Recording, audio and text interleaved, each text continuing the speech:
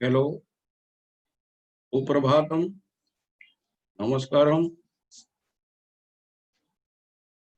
My self doctor Dinesh Kumar Rai, PG department of Ayurveda,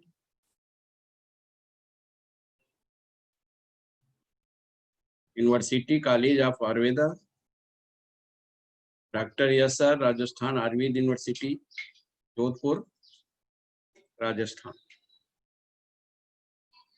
my dear student and friends, today my topic is कुड़क रोग।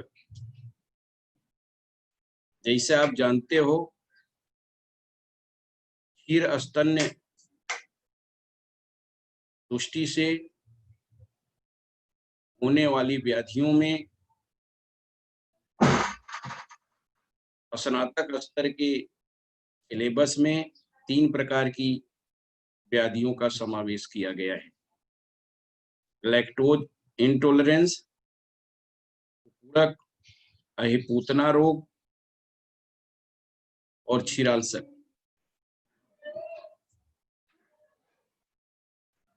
इन व्याधियों में कुड़क नामक व्याधि सामान्यतः शिशु में पाई जाती है। यह नेत्रगत व्याधि है। आम भाषा में नेत्र का आना या कंजक्टिवाइटिस रोग इसे कहते हैं।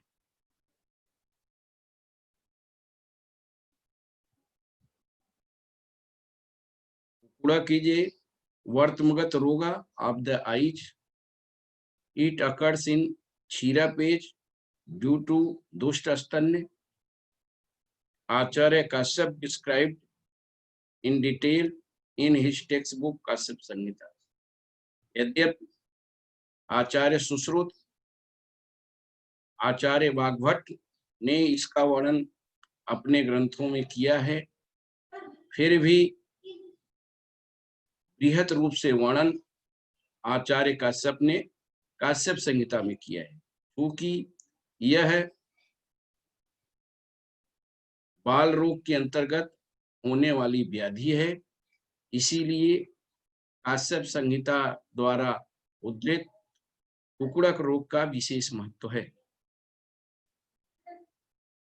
निदान, जैसा मैंने आपको बताया कि मुख्यतः इसके 3 प्रकार के निदान हैं। आहार विहारजन्य, स्तन्य दुष्टि और दंतोद्भेद। फिर भी निदानों की दृष्टि से अलग अलग आचार्यों ने पृथक पृथक वर्णन किया है। यदि उनको समराइज किया जाए तो 5 प्रकार की निदान इसके अंतर्गत आते हैं। There are 5 factors.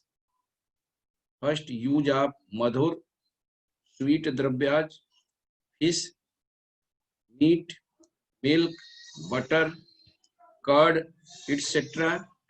and अभिसंधि द्रव्याज। Sleeping at day after diet, lethargy or activeness, vitiation of milk, स्तन्य दुष्ट स्तन्य, डेंटिशन। आचार्य काश्यप ने इसके निदान प्रकरण में इस प्रकार वर्णन किया है। यदा माता कुमारस्य मधुरान् निसीवते मत्स्यम मांसम पयः शाकम नवनीतम तथा दधि सुरासवम पिष्टमयम तिलपिष्टाम्ल कांजिकम अभिसंदिनी सर्वाणि काले काले निसेवते भुक्त्वा भुक्त्वा दिवासेते विसंज्ञा च विबुध्यते तस्य दोषा प्रकुपिता दूरम गत्वा च तिष्ठति दोषेण आवृत मार्गायज्ञ ततः स्तन्यम च दुष्यति। काश्यप खिल स्थान अध्याय 13 में इस निदान का वर्णन किया गया है। according to Acharya Sushruta, due to स्तन्य प्रकोप, वाइटिएशन ऑफ कफ, वात, पित्त एंड रक्त दोष इन वार्त्म eyelids of the child, कुकुड़क में भी अकर्ष। स्तन्य प्रकोप, कफ, मारुत, पित्त, रक्तई, बालाक्ष, वर्तम भव एव कुकुड़को अन्य। यह स्तन्य प्रकोप के कारण कफ, वायु, पित्त, रक्त प्रकपित होकर के बालक के वर्तम भाग में यह व्याधि होती है, इसलिए इसको हम कुकुड़क व्याधि कहते हैं। आचार्य वाग्भट ने इसको दंतोत्पत्ति निमित्तज माना है और उन्होंने कहा है कुकुड़क शिशुरो दंतोत्पत्ति निमित्तज है। जो दंतोद्भेदजन्य व्यापद हैं उनमें इसका समावेश उन्होंने किया है। दंतोद्भेदश्च रोगाणाम सर्वेषामपि कारणम विशेषाद विडभेद काश सर्दी शिरोविदम अभिसंधि पोथक्या विसर्पश्च जायते। नेत्रगत रोगों में अभिसंधि, पोथकी, कुकुड़क, इन सब रोगों का उन्होंने समावेश किया है। आचार्य वाग्भट इज डिस्क्राइब्ड द कुकुड़क रोगा इन दंतोत्पत्ति विकारा, डेंटिशन डिसऑर्डर्स। अब इसकी स्तन्य दुष्टि किस प्रकार होती है? माता के द्वारा उपर्युक्त निदानों का सेवन करने से कफ, वात, पित्त, रक्त प्रकोप होता है और यही जो प्रकृत दोष हैं वो संपूर्ण शरीर में परिभ्रमण करते हुए जहां स्रोतो दुष्टि मिलती है वहां स्थान संश्रय करते हैं। जैसा आप जानते हो, कुपितानाम ही दोषाणाम शरीरे परिधावताम यत्र खय वैगुण्यात् व्याधिस्तत्रोपजायते। वहां व्याधि उत्पन्न हो जाती है। और कौन सी स्रोतो दुष्टि? आदि प्रवृत्ति संगुवा शिराणाम ग्रंथि अपिवा विमार गमनम चा स्रोतसाम दुष्टि लक्षणम। तो यहाँ संग प्रकार की स्रोतो दुष्टि वो होती है। स्थान संश्रय इन स्तन्याज सिराज और वहां स्तन्य दुष्टि होती है। इसी को आचार्य काश्यप ने कहा है अनुप्रवेशात आक्षेपात उस और सत्वान्वानादपि जायते नयन व्याधि श्लेषम लेहोहित संभव है। उस दुष्ट स्तन्य को जब बालक पीता है तो आक्षेप और उष्णता के कारण उसको नयन व्याधि, नेत्रगत व्याधि होती है जो कि श्लेष्म रक्तगत व्याधि है। यही इसकी संप्राप्ति आगे बनती है।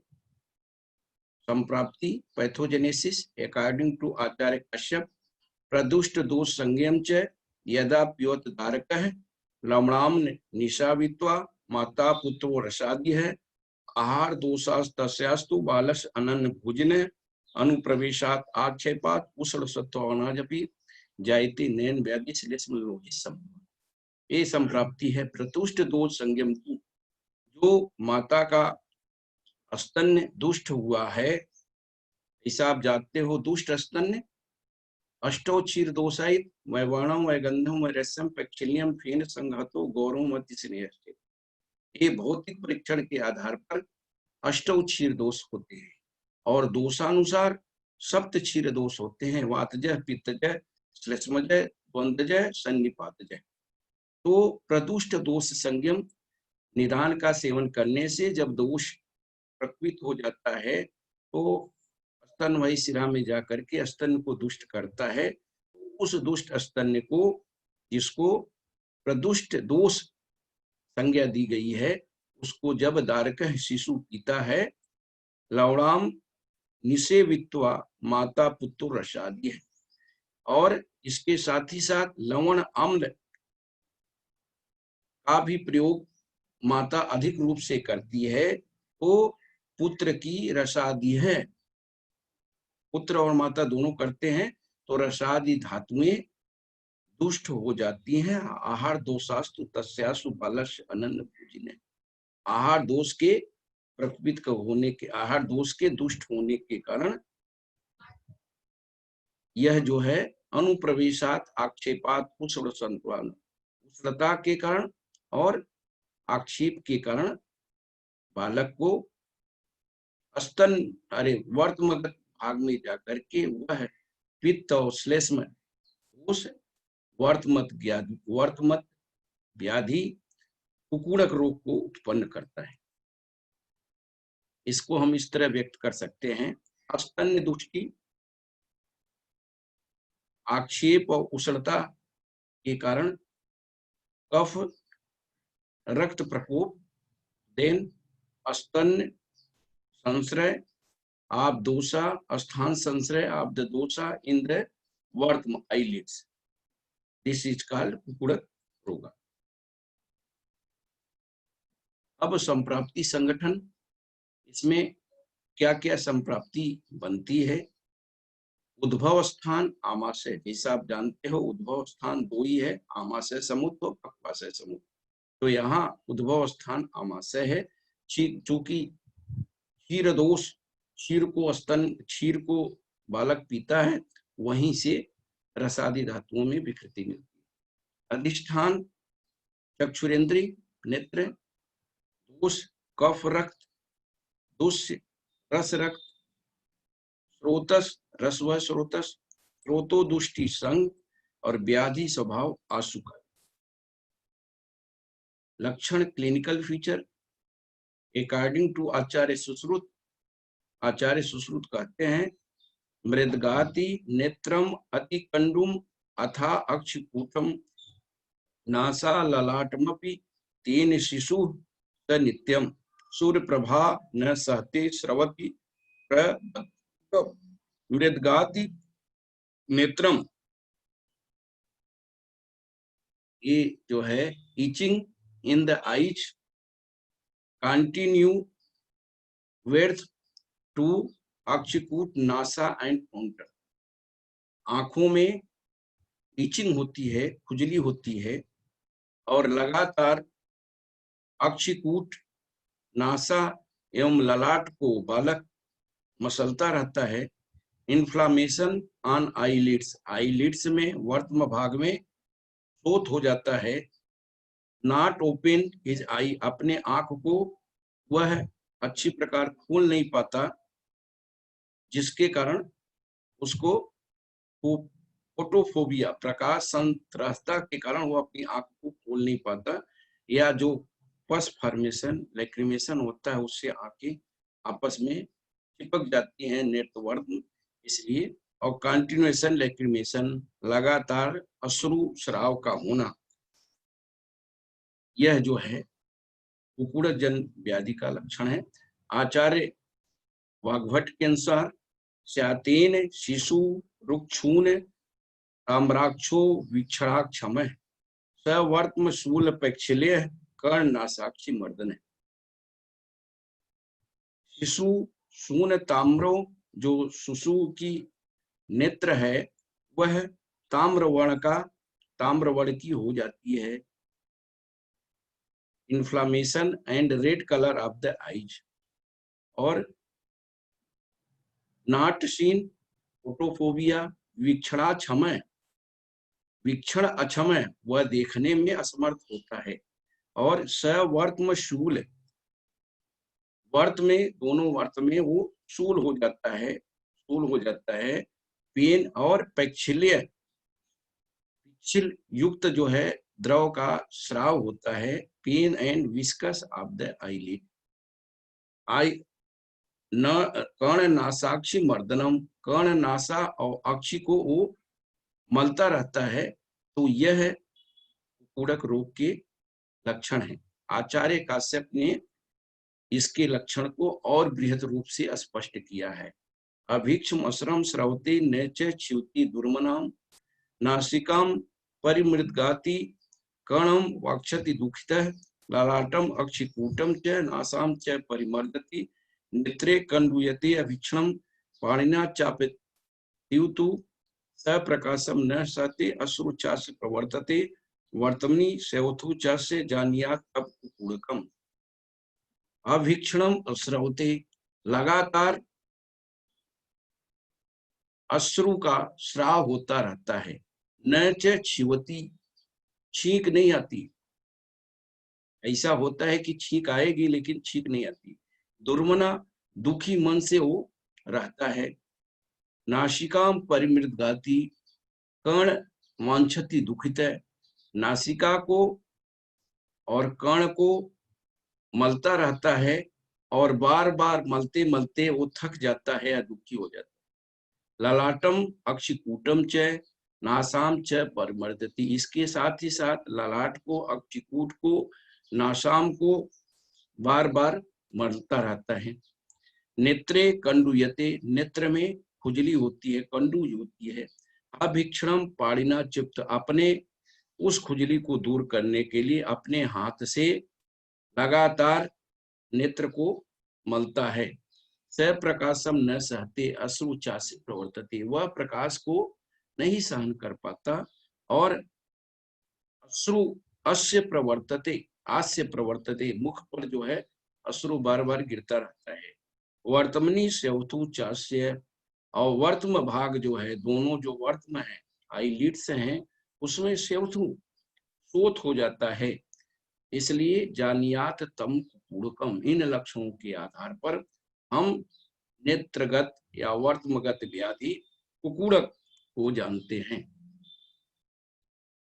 अब continue lacrimation, not sneezing, unhappy, continuous wrenching of frontal eyes and nose, photophobia, inflammation on eyelids, ये लक्षण उत्पन्न होते हैं।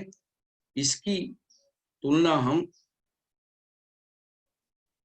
कंजक्टिवाइटिस से कर सकते हैं, जो कि आधुनिक चिकित्सा की सबसे प्रमुख व्याधि है। अब इसकी चिकित्सा इस प्रकार करते हैं। आचार्य काश्यप ने कुकुड़क रोग के लिए एक संपूर्ण अध्याय लिखा है और उसकी चिकित्सा बृहत रूप से लिखी। जो भी चिकित्सा नेत्रगत रोगों में की जाती है, आशोतन, परिसेक, अवगाहन, पिंड, अंजनामिका, सभी का वर्णन इस अध्याय में उन्होंने किया है। हमको किस प्रकार उस चिकित्सा को करना है, यह युक्ति के द्वारा करनी चाहिए। फर्स्ट, चूंकि स्तन्य तुष्टि के कारण होने वाली व्याधि है, इसलिए पहला जो है मदर को वमन कराना चाहिए, वमन ऑफ द मदर, देन समन इन दोषा, के पश्चात में वमन कराने से और शोधक समन चिकित्सा का प्रयोग करने से दोष साम्य अवस्था में आ जाते हैं। विरेचन of mother, then excreted the milk, विरेचन, मदर का विरेचन करना चाहिए और जो स्तन ग्रंथियों में दूध है उसको निकाल देना चाहिए। यूज ऑफ पथ्य डाइट, पथ्य द्रव्यों का प्रयोग करना चाहिए जिससे स्तन्य दुष्टि नहीं हो। हैप्पीनेस ऑफ द मदर, माता को हमेशा प्रसन्न रहना चाहिए, क्योंकि यदि वो प्रसन्न नहीं रहेगी, काम, क्रोध, भय, लोभ, मानसिक दुख से दुखी होगी, तो उसका प्रभाव शिशु के, मदर के स्तन्य पर भी पड़ता है, जिससे वो स्तन्य दुष्ट हो। In the eyes of the baby with lukewarm water, गर्म समशीतोष्ण जल से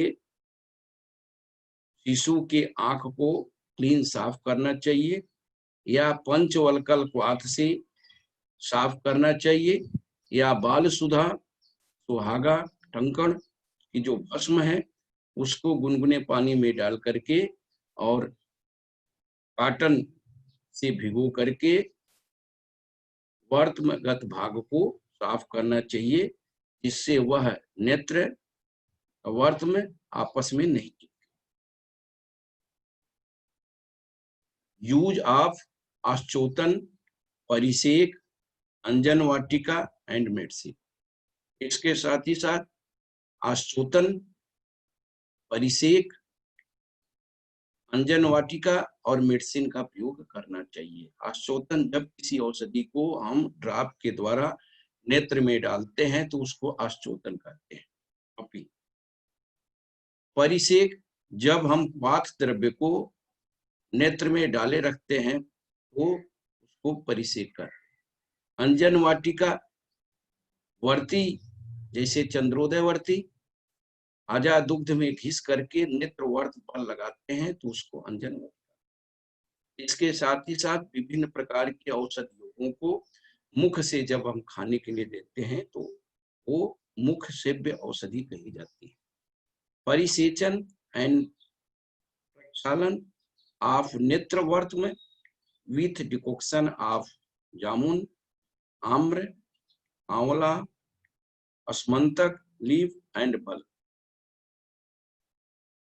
जामुन, आम, आंवला, अस्मंतक की पत्र तथा वल गुदा से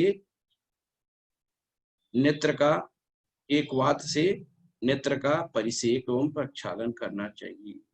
आश्चोतन of eyelids with medicated ghee of neem, giloy कल्क एंड क्वाथ और त्रिफला कल्क एंड क्वाथ। त्रिफला कल्क या क्वाथ से बने हुए घृत से या नीम से गिलोय के कल्क या क्वाथ से बने हुए घी का प्रयोग नेत्र में आश्चोतन के रूप में करना चाहिए। लीप ऑफ आश्चोतन। अब हम आश्चोतन के रूप में क्या क्या प्रयोग करते हैं? कनिंगर, तुलसी लीफ, चमेली लीफ, प्रसन्ना, मंड एंड मुलेठी। अंजीणक, तुलसी की पत्र, चमेली पत्र, प्रसन्ना जो सुरा का एक भेद है, मंड और मुलेठी का प्रयोग आश्चोतन में करना चाहिए। भिंगराज लीफ, बिल्व की गोंद, पत्र जूस एंड सुरामन, इनका आश्चोतन के रूप में प्रयोग करना चाहिए। सौबीरक का प्रयोग आश्चोतन के रूप में करना चाहिए। पुंडरीक, लोद्र, हरिद्रा, शर्करा and Madhu with Luke water. गर्म जल में पुंडरीक, लोद्र, हरिद्रा, शर्करा और मधु को मिला करके उसका आश्चोतन के रूप में शिशु के नेत्र में प्रयोग करना चाहिए। डिकॉक्शन ऑफ द बांस लीफ, मुलेठी, सेधाना साल्ट, कमल, नीलकमल, बांस की पत्ती, मुलेठी, सेधा नमक, कमल, नीलकमल की पत्ती को का क्वाथ बना करके नेत्र में डालना चाहिए। डिकॉक्शन ऑफ गुड़ची, कुष्ठ एंड गुण, रुचि, कुष्ठ और गुण के क्वाथ का प्रयोग करना चाहिए। डिकॉक्शन ऑफ चित्रक, अम्लवेतस लीफ, चित्रक एवं अम्लवेतस की पत्ती का क्वाथ बना करके प्रयोग करना चाहिए।